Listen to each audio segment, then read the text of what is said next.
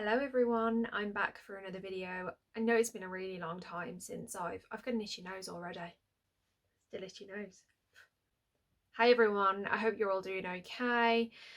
I'm really bad. Wait a minute. Oh, okay.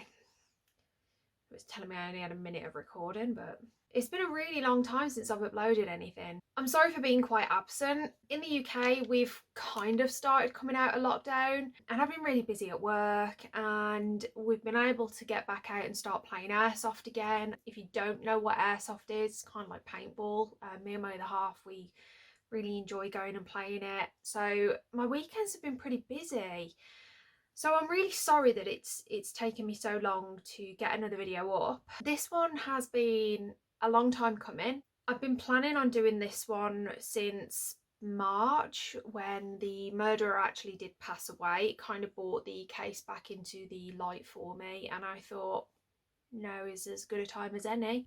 This is a pretty heavy case. I just want to put out a little disclaimer, I guess. I am going to be talking about murder of children, drug use and alcoholism, so I guess this is just a bit of a warning going forward with this video. So as usual, I'm going to try and jump straight into it. I'm not going to go over too much of a backstory or anything like that. It's going to be quite a long one anyway, I think, so I don't want to end up having to split this over a couple of videos. Today I'm going to be discussing the Amityville Murders. If you're not familiar with the Amityville Murders, one, where have you been? And two, this is a fairly old case now. There's been multiple movies and books about it. So if you are new to this case, you're probably in for a little bit of a wild ride because it's all kinds of fucked up. Ronald Joseph DeFeo Sr. and his wife Louise DeFeo purchased 1112 Ocean Avenue in 1965, a picturesque large Dutch colonial property in Amityville, Long Island, New York. The property was situated on the south coast of Long Island, right on the banks of the canal. With a heated pool and a boathouse attached, the property was very aesthetically pleasing, and I imagine would have attracted the attention of many people looking for a new property. In the front garden stood a little lamppost with a sign saying High Hopes above it. So Ronald Joseph DeFeo Sr., aka Big Ronnie, and his wife Louise purchased the property in 1965, and they'd lived there for many years. They started a family there together. Over time, Louise had 5 children: Dawn, who was 18, Alison 13, Mark 12, John Matthew 9, and their eldest, Ronald, more commonly known as either Ronnie or Butch. He was 23 at the time, I believe. They also had a dog called Shaggy, who was a sheepdog. It was known that Big Ronnie was quite an aggressive person. He could be very abusive to the kids, most commonly to Butch. He was both verbally and mentally abusive to him. This had terrible effects on Butch. When he started entering his teenage years, he began to abuse drugs and alcohol. As Butch got older, Big Ronnie's temper never died down, and it actually got to a point where Louise would turn a blind eye to it. As time went on, she also started contemplating suicide and would say things like this in front of the kids. On the evening of the murders, the DeFeos did have friends round, mainly the children's friends. It's believed that an argument broke out to the point where Big Ronnie was chasing the children around the house. Louise then called Butch in a panic and asked for his help. When Butch arrived to the property, everything seemed relatively calm and the argument itself had kind of faltered and died out. This annoyed Butch because I guess he was fed up of all the arguing. He wasn't currently living at the house from what I am aware. He was living with his girlfriend at the time. So to get a call for him to then have to go and drive there and nothing to be happening, I would imagine he was quite annoyed by it. As the evening went on, there was no further conflict and all the kids' friends did go home. Everything was relatively calm and quiet. It's believed that Butch did stay at the house. He awoke early, he showered at the property, and then he headed off to work. Butch did work for a car dealership which was owned by Big Ronnie, so it was in the family, and so also I believe Louise worked there from time to time as well to help out. So Butch arrived to work that morning. Other staff members started to arrive. However, Butch noticed that his dad hadn't arrived to work, which was unusual because it was his business and he was very committed to it. He attempted to call his father to find out where he was. There was no answer at home. So he tried to call his mum and again there was no answer. He made other staff members aware of this. However, at noon he actually left work. This was not uncommon for him. He had very poor attendance. He would often turn up late to work and leave early. So although he left work at midday, he never returned home and no one actually saw him for the rest of the day. It wasn't until 6:30 p.m. that Butch was seen. The date was the 13th of November 1974. Butch entered Henry's bar in Amityville. This was a bar located close to the home and one that he frequented regularly. He burst through the doors, ran straight over to his friends and said, "You gotta help me. I think my mother and father are shot." Butch and a small group of friends then headed back to the house where they did find both Big Ronnie and Louise shot in bed. I need my tea. My tea's gonna go cold. A phone call was then made to Suffolk County Police, who, when they arrived, they did confirm that both Big Ronnie and Louise were dead and had been shot. They were both found face down in bed with their arms above their heads. They had both been shot twice by a .35 caliber Marlin 336C rifle. As police continued to search the second floor, they were turning lights on as they went. They entered the bedroom on the northeast side of the second floor, turned on the light. The two beds were situated at opposite ends of the room, which is where they found John Matthew and Mark, both in their beds. They'd also been shot and were found in the same positions as their mother and father, face down with their hands above their heads. However, the two boys had only been shot once. I'm not going to be able to pronounce this name, guys, and I'm really sorry for that. I am terrible when it comes to things like this. So it was at this point that Butch made the officer aware. The officer's name was Kenneth Greguski. I'm sorry. The officer, I'm not laughing at the story, I'm laughing at my own stupidity. So Butch made the officer aware that he also had two sisters. Greguski continued to search the house where he found both Dawn and Alison also shot in their beds. Alison was also lying face down with her arms above her head. However, she had been shot in the head. Dawn had also been shot in the head. However, she was face upright and she'd been shot at such close range that her left side of her face had been completely blown off. At this point, police took Ronnie to the police station for questioning. He didn't seem particularly concerned with the events of the evening. He was quite calm, and this concerned officers, obviously. When he was taken in for questioning, Ronnie straight away said he knew who had murdered the family. He blamed a mafia hitman who had a vendetta against both Butch and the family. But that story didn't hold up for long and eventually it started to crack. He went on to say that the mobster Louis Fettini and a friend had both broken into the house, had held Butch at gunpoint and proceeded to walk the house, killing the family as they went. But again, this story didn't hold up, and eventually, after a drawn-out questioning, Ronnie admitted to the murders himself. There's no written or taped confession of him admitting to the murders. However, police officers say that he was quoted as saying, "Once I started, I just couldn't stop. It went so fast." At another point in the questioning, Ronnie said that voices made him do it and that a demon with black hands handed him the rifle. It didn't take long for police to find the gun itself. He had dumped it on the way to the bar that he later entered. Shortly after they found the gun, on searching the house, they did find the gun box in Butch's bedroom. At this point, there was a lot of police officers on the scene, a lot of police cars. Many neighbours were now aware of what was going on, so there was a lot of people in the street. So when they removed the bodies, there's quite a lot of footage of them taking the bodies out of the house, which is really disrespectful. When questioned, neighbours state that They didn't hear any gunshots. However, they could hear the family's dog Shaggy, who was actually found tied up by the kitchen. He was unharmed, but neighbours report that the only noise they heard was him barking. Now, because Butch had confessed to the murders, it went to trial very quickly. The media obviously became involved, as they always do with cases of this degree. Many, many wild stories started to surface. Early on in the trial, Butch's lawyer stated that he wasn't aware of what was going on and actually blamed a multiple personality disorder for Butch doing the killings. When he underwent psychological testing, it was found that he was perfectly sane, and he knew full well what he was doing.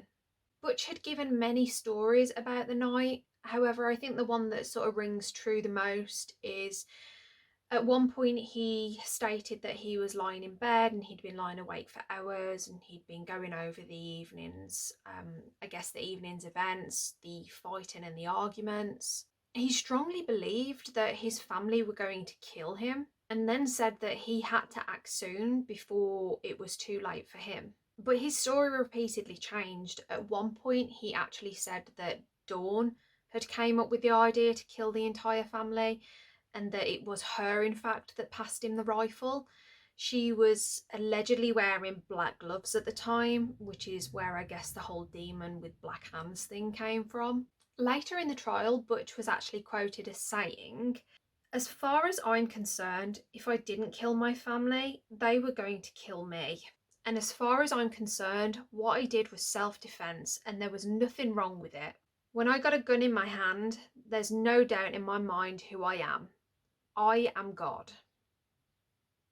So, of course, Butch was convicted of the murders. He was charged on 6 counts of second-degree murder on the 21st of November 1975 and was given 6 consecutive terms of a life sentence without the possibility of parole. He remained in prison until the day he died, and as I mentioned at the beginning of this video, that was recently. He died on the 12th of March 2021. So it's at this point that the story starts to take a turn. The house lay unoccupied for a year and struggled to sell, understandably, given its checkered past. The price of the property was dropped repeatedly until eventually it was purchased by the Lutz family for a really small price of $80,000. The Lutzes didn't fear the house itself. They were actually reported as saying that houses don't kill people. So they weren't put off. They decided that they were going to buy the house and that they were going to move in. In December 1975, George and Kathy Lutz, along with Kathy's 3 children, moved into 1112 Ocean Avenue. As they were a religious family, they decided to get a priest along to bless the house. This is not uncommon, especially in religious families, for a priest to come along and to just basically walk the house with holy water and bless it, I guess. The priest was later interviewed and he did report that one of the bedrooms in particular appeared cold. Although it was December, he states that it was a fairly mild day and that the sun was shining. He reported that the room was colder than it should be and that it was actually colder in that particular room than what it was outside. When he questioned Kathy on the nature of the room, she said that she was going to turn it into a sewing room, to which he replied, "Good." Allegedly, he said not to use it as a bedroom, but how true that is, I'm not sure. Whilst he was in that room also, he was sprinkling holy water and I guess quoting passages from the Bible. He recalls a deep voice from behind him saying, "Get out," and vividly recalls a slap across the face, but there was nobody in the house. Within days of living in the property, the Lutzes began to report strange happenings in there. Foul odours would come and go, unexplained noises. The front door would open and close itself and would slam shut throughout the night. George would actually wake at 3:15 every morning. It is approximately this time that Butch did murder the family. It's estimated between 3 and 3:15.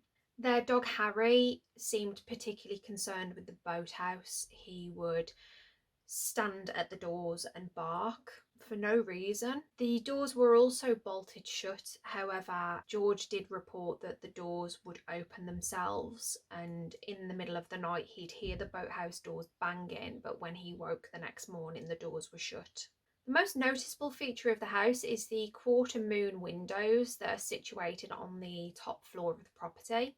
They kind of look like eyes. However, for a Dutch colonial of that period, it wasn't uncommon. But George reports saying that many occasions he had seen something or someone in the window. He reported that the youngest daughter, Missy, she had an imaginary friend who took on different forms. Sometimes it was an angel, sometimes it was a pig. And at one point, one of the Lutz's friends actually reported seeing a pig-type creature in the windows.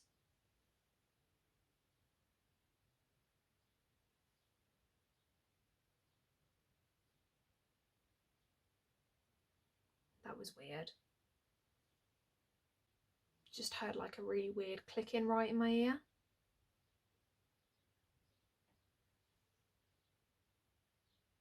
I mean, I've really freaked myself out now. Anyway, at one point, one of the Lutz's friends, he reports seeing a pig-like creature in those windows. It had large red eyes and really big fangs from what he said. How true it is, again, we don't know. After just 28 days of living in the property, the Lutzes actually fled the house. They left behind all of their personal belongings and never returned themselves. A removal company actually went back for their possessions. However, they didn't report anything feeling strange or any strange goings on at the time. As word spread of their experiences, a reporter and a group of psychic researchers went to evaluate the house themselves. They're freaking me out. It's just birds. They reported an overwhelming feeling of horrible depression whilst in there. They also took many photos while they were in the house. It is just the adults that were there. However, in one of the photos, I'll try and attach it if I can find it. In one of the photos, it was actually taken on the sort of like between the landing on the second floor, and in the doorway of what would have been John, Matthew and Mark's room, there appears to be a young boy watching them. There were no children in the house at that time though. So because of this, many believe that it is in fact one of the young boys that was murdered within the house. As time progressed, the Lutzes felt that the murders may actually be connected with a demonic past in the house. Because of this, they actually reached out to Butch's lawyers to try and get Butch the help that he needed. They believed that he was possessed or under some kind of psychic brainwashing, I guess. And it's at here where things take a really, really dramatic and silly turn. They never actually ended up helping Butch. What they did in fact do was work with Butch's lawyer and began developing a book. This book was a highly exaggerated view of everything that had happened in the house with the Lutz family. And in 1976, the Amityville Horror, A True Story, was published. The book was written by an author called Jay Anson, and following the book, there was also a movie. And don't get me wrong, I personally think it's a really good book. I read it when I was about 15 years old, and it terrified the pants off me. It was one of the first horror books I think I'd ever read, and the fact that it was a true story really drew me in and scared me. I mean, as I got older and I started to research the case more, it made me realise that it is in fact majorly overemphasised, and a lot of it is just a crock of shit. I assume the Lutzes were very heavily influenced by the money factor. However, I don't feel they made a great deal of money from the book or from the movie.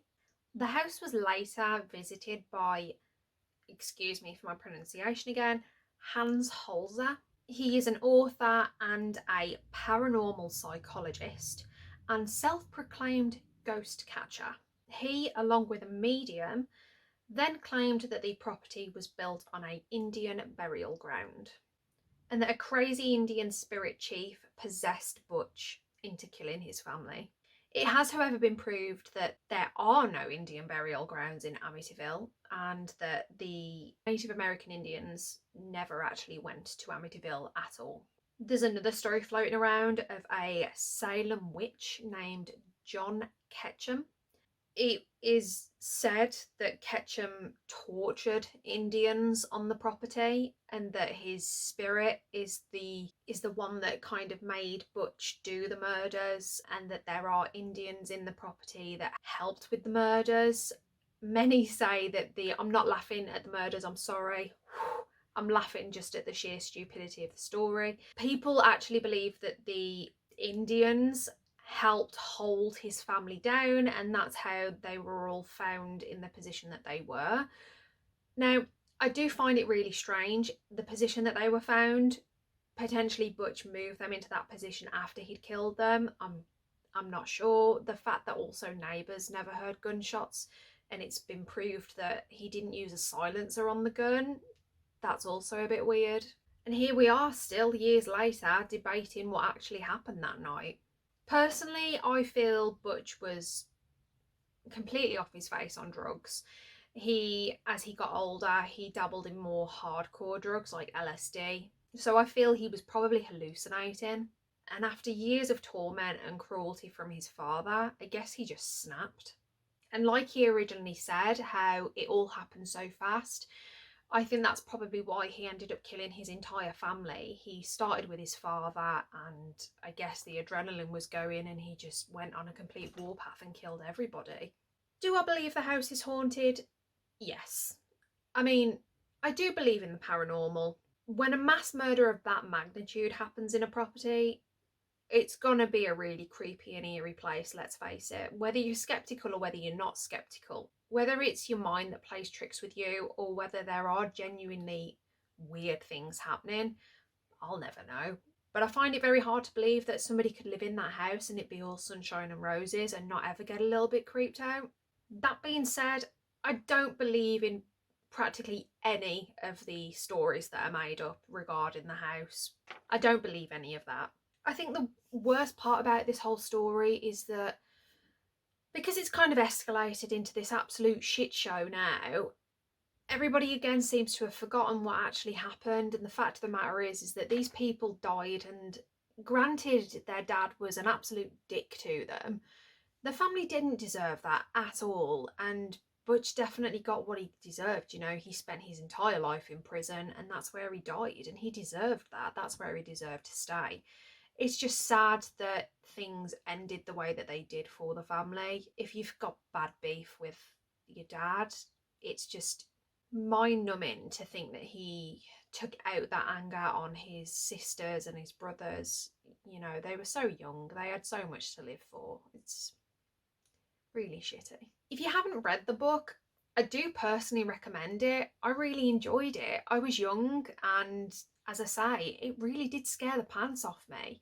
I thought it was a great book. I still own it at the end of the day. You know, it's a book that I've kept for all these years.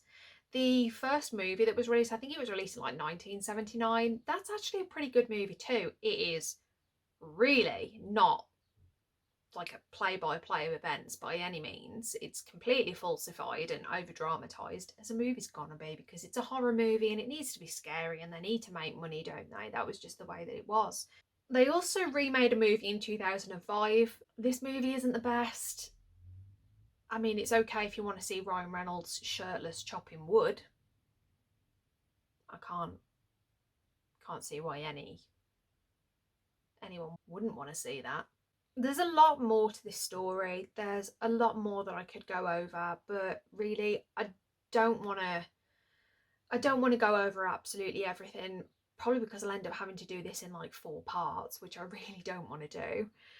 But yeah, if you want to do some research on the Amityville murders, just be careful on what you read, because as I say, there's so much bullshit now that the true story has really been lost. I've been researching this case for many years, so I'm not 100% sure that this is going to be accurate. I'd like to think that it's as accurate as I could possibly get it.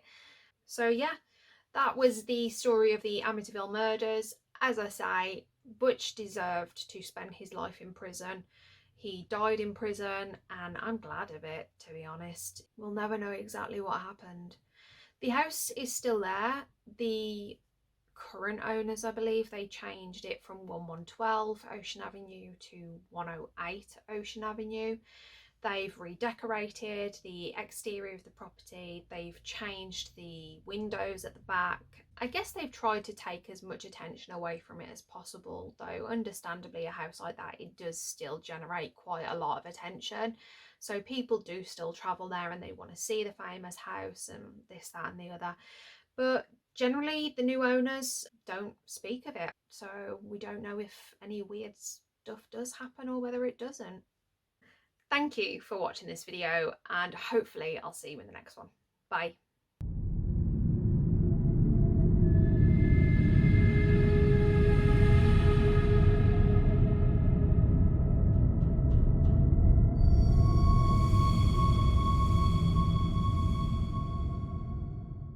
Do I look oily? Maybe. So I guess I just bollocks. So I guess there's something in my eye. I'm hungry as well. My belly's rumbling.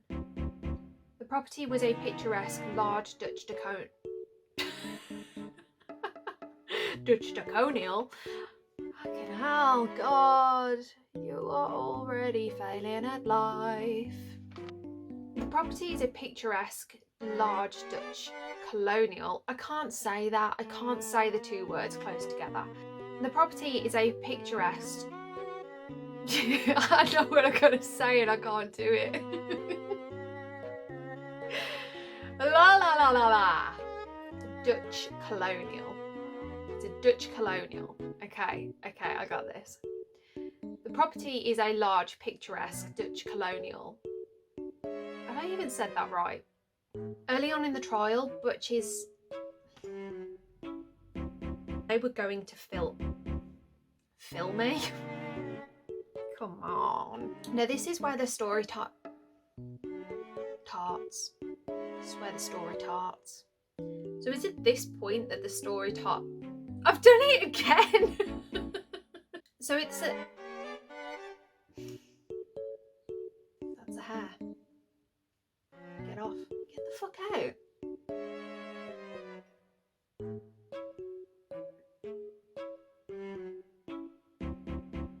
As time progressed, made a great deal out of the possessed and hit that subscribe button.